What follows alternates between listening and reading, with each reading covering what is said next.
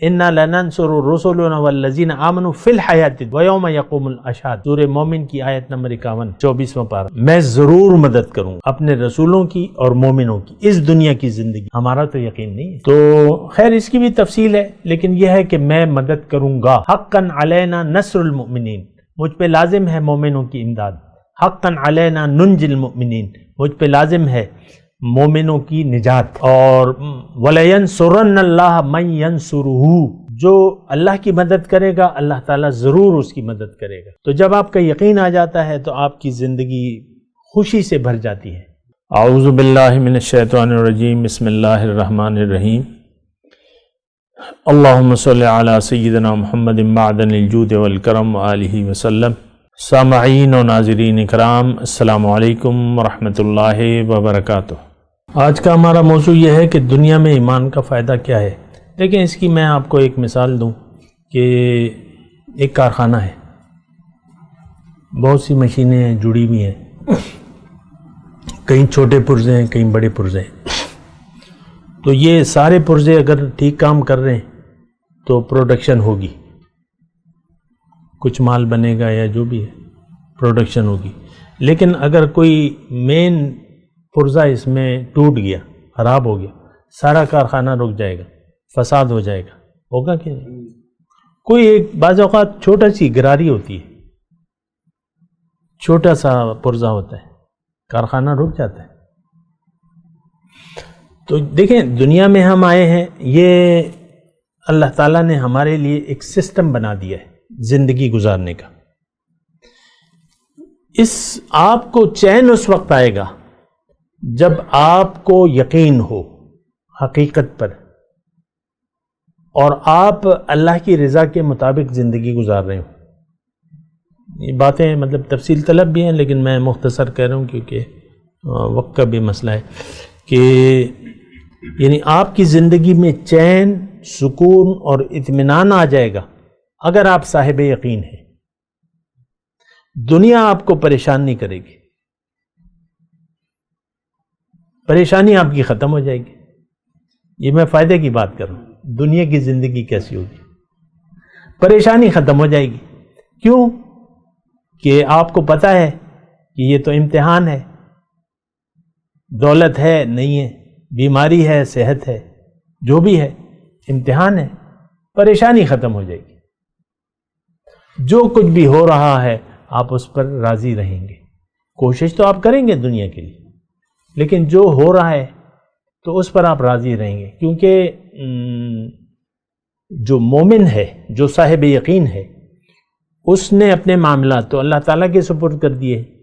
پھر مومن کے بلکہ ہر انسان کی دنیا تو اللہ تعالیٰ نے تقسیم کر دی ہے، کافر ہو مسلمان ہو، دنیا تقسیم ہے، آپ اپنے نصیب سے زیادہ نہیں لے سکتے۔ کوشش البتہ ہے، تو آپ کا یقین ہوگا کہ جو ملنا ہے ملے گا۔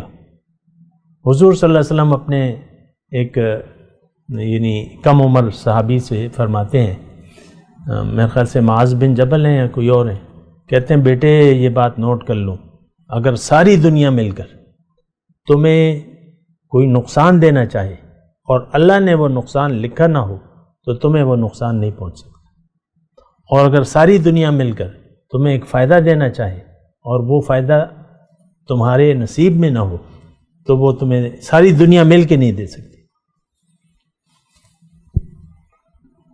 اب دیکھیں آپ، یہ دنیا کے جو خدا ہیں مثال کے طور پہ، تو ہمارا خیال ہے کہ ان کے پاس بہت کچھ ہے،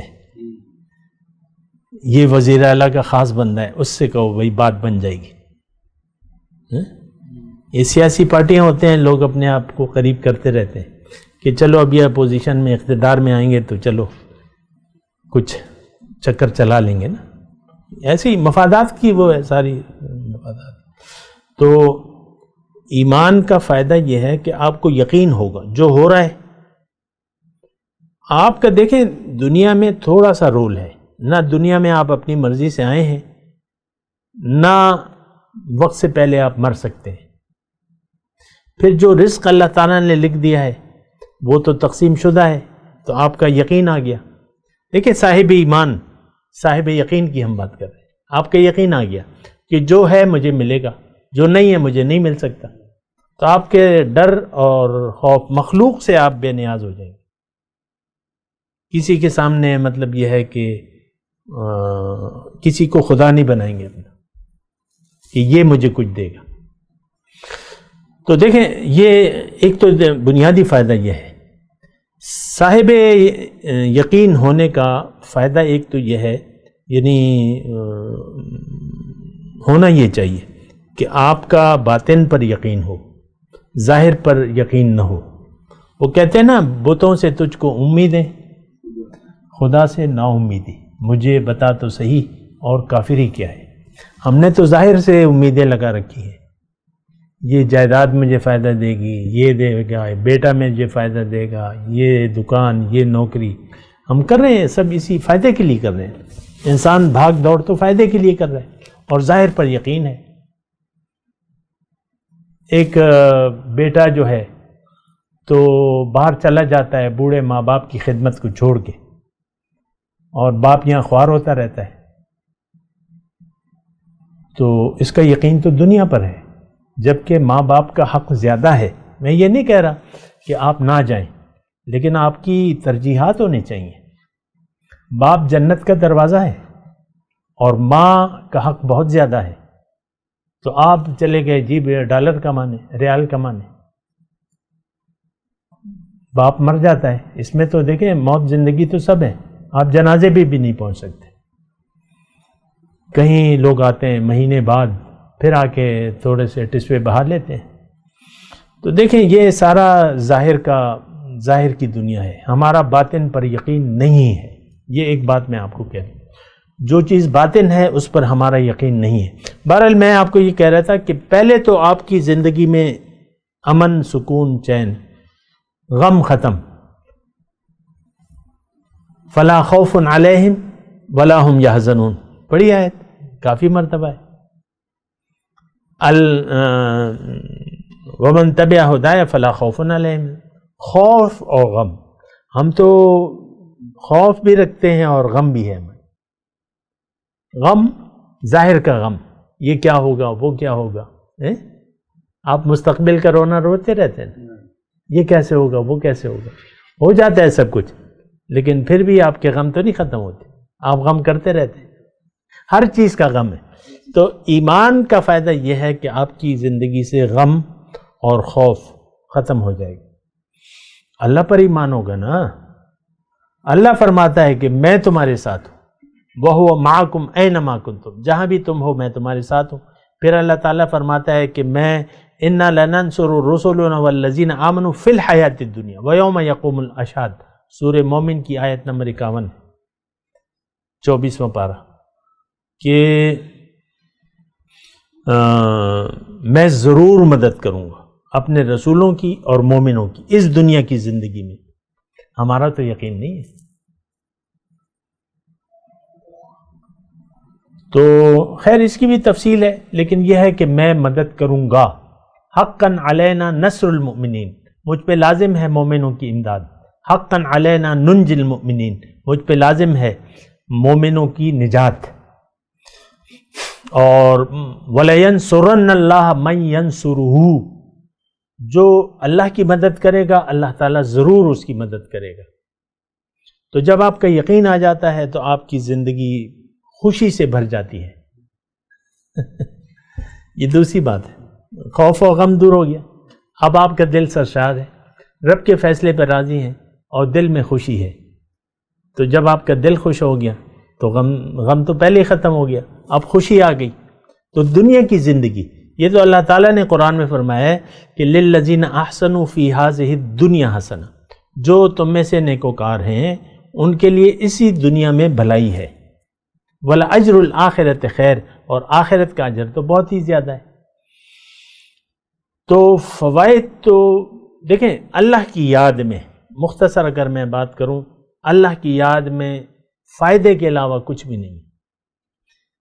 دنیا کی تجارتوں میں تو نقصان کا ڈر ہوتا ہے، لیکن اللہ کے ساتھ اگر آپ سودا کر لیتے ہیں اور اس کو وفا کرتے ہیں تو اللہ تعالیٰ نے فرمایا کہ فَأُولَئِكَ يَرْجُونَ تِجَارَةً لَّن تَبُورَ، یہ لوگ ایسی تجارت کے امیدوار ہیں جس میں کوئی گھاٹا نہیں ہے۔ تو دیکھیں،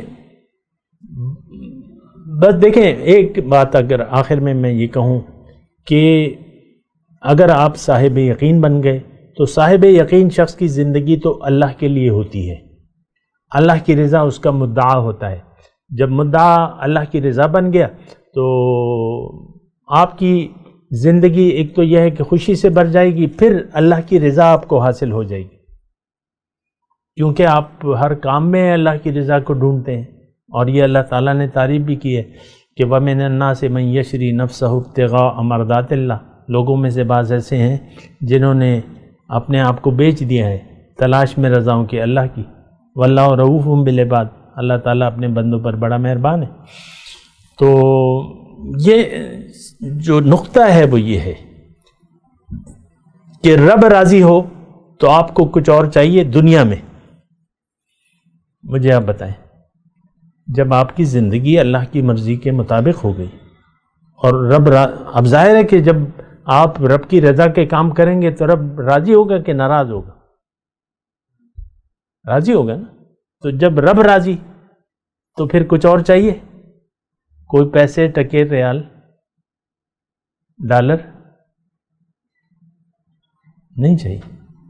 بس رب کو راضی کرنا جو ہے یہ بہت بڑی نعمت ہے، اور یہ دنیا میں بھی آپ کر سکتے ہیں۔ وَرِضْوَانٌ مِّنَ اللَّهِ اکبر، اللہ کی رضا بڑی چیز ہے۔ وآخر دعوانا ان الحمد للہ رب العالمین، والسلام علیکم ورحمۃ اللہ وبرکاتہ۔ مولایا صلی وسلم دائما ابدا على حبیبک خیر الخلق کلهم۔